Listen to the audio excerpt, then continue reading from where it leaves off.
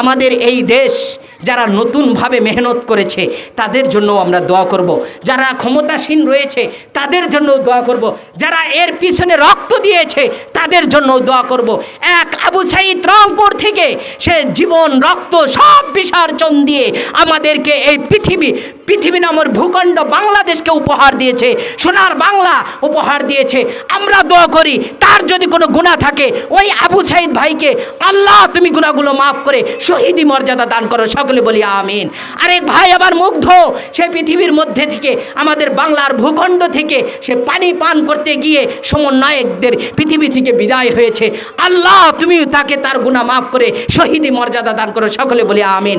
নন্দিত মুফাসসির, পুরা ভারত বাংলা অর্ধ পৃথিবীর মুফাসসির, রইসুল মুফাসসির আল্লামা সাঈদী, সে পৃথিবীর জমিন থেকে কোরআন হাদিসের কথা বলে পৃথিবীর জমিন থেকে বিদায় হয়েছে, তাকে শহীদ করা হয়েছে।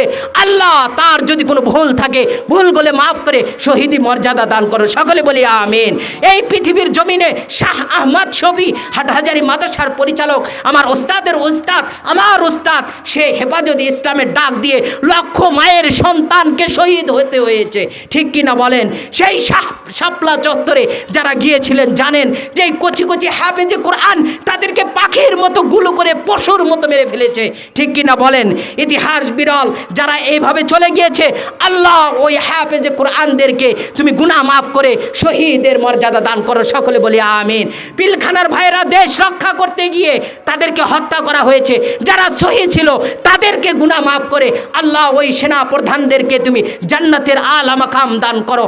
আমার ছাত্র ভাইয়েরা 16 দিনে 1600 ছাত্র ভাই পৃথিবীর জমিন থেকে চলে গিয়েছে, 16 দিনে 1600 ছাত্র ভাই পৃথিবীর জমিন থেকে মায়ের বুক খালি করে আল্লাহর ডাকে সাড়া দিয়েছে, শুধুমাত্র এই পৃথিবীর ভূখণ্ড বাংলাদেশকে আমাদের সুন্দর সুজলা সফলা এবং কোরআন হাদিসের আইন সংসদে জারি করার জন্য এবং আমাদের ওলামা হজরতদেরকে কোরআনের কথা বলার জন্য একটি রাস্তা করে দিয়েছে। আল্লাহ যারা চলে গিয়েছে আমার তরুণ ভাইয়েরা তাদের গুনাহগুলো মাফ করে তার মা বাবাকে সবর ধারণ করে জান্নাতের মাকাম দান করে, সকলে বলি আমিন। আমরা ইনশাআল্লাহ আমরা আছি, থাকবো এবং ওলামা হজরতরা যেখানে ডাক দেয় যেভাবে দেয় তাদের পিছনে থাকবো, আমরা গোমরাহির পথে হাঁটবো না। এবং যে ভাইরা আমাদের সহযোগিতা করে মাদ্রাসা মসজিদ নিয়ে গবেষণা করে, যারা ক্ষমতায় আসবে, মালিক তুমি নির্বাচিত করো এমন মানুষকে, বাংলার জমিনের উর্বর হবে, আলেম ওলামার উর্বর হবে, মাদ্রাসা মসজিদের মানুষ শান্তিতে থাকবে, হুজুররা মন খুলে কোরআন হাদিসের তাফসীর করতে পারে এমন একজন মানুষকে তোমরা বাংলার জমিনের জন্য হে মালিক তুমি তাকে নির্বাচিত করো, সকলে বলি আমিন।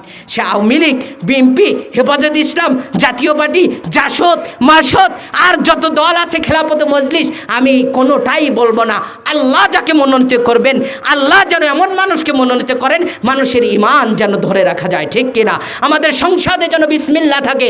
আজকে বিসমিল্লাহর জন্য আমাদের অনেক ভাইরা জীবন দিয়েছে, মূর্তির জন্য অনেক ভাইরা জীবন দিয়েছে, অনেক ভাইরা অনেকভাবে জীবন দিয়েছে।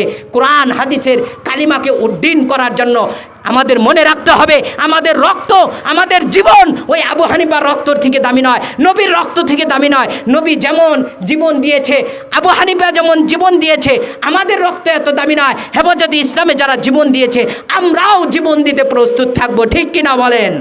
আমরাও জীবন দিব। এ জীবনে একটা জীবন দিয়ে দিলে কি হবে? এ জীবনের কি মূল্য রয়েছে? আপনার জীবন যদি আল্লাহর রাহে হয়ে থাকে আল্লাহ আপনাকে শহীদ মর্যাদা দিবেন, আপনার হিসাব নিকাশ হবে না।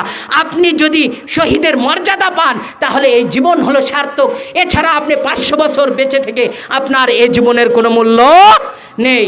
এই জন্য আমাদের মনে রাখতে হবে ইসলামের জন্য, নবীর জন্য, হেদায়েতের জন্য যত রাস্তা রয়েছে আমরা মাঠে ঝাঁপিয়ে পড়ব, আমাদের জীবনকে সেখানে দিয়ে দিব। প্রয়োজনে এই জীবনে একবার না, আল্লাহ যদি বারবার জীবন দেয় ওই জীবনটা আমরা ইসলামের রাহে দিয়ে দিব। আল্লাহ রব্বুল আলামিন এমন হিম্মত তৌফিক আমাদের সকলকে দান করুক, জোরে বলি আমিন।